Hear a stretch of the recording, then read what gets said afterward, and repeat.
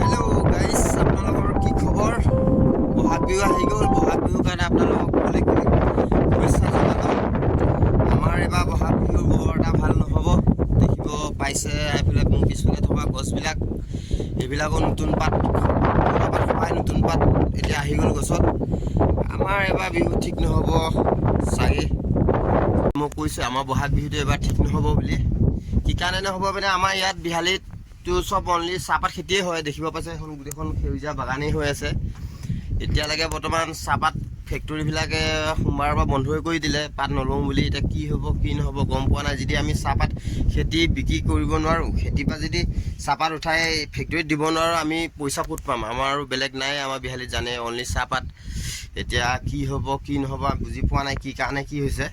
কিন্তু পাতটো ফেক্টৰীয়ে ল'ব বিচৰা নাই, নলওঁ বুলি কৈছে।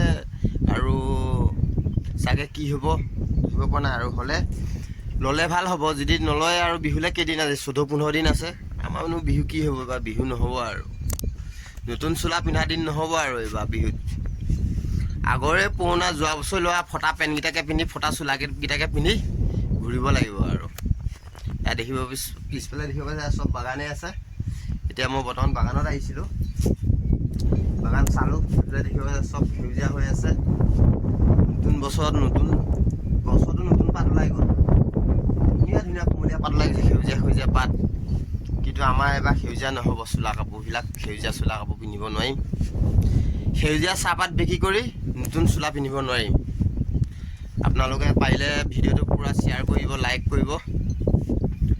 আৰু কি ক'ম আৰু আপোনালোকক বহাগ বিহু শুভেচ্ছা জনালোঁ। অশেষ ধন্যবাদ।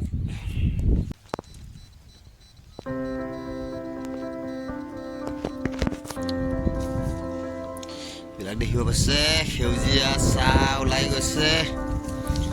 কি হ'ব ঐ? ইয়াকে যদি বিকিব নোৱাৰোঁ এইবাৰ বহাগত, কি হ'ব ধৰিব পৰা নাই।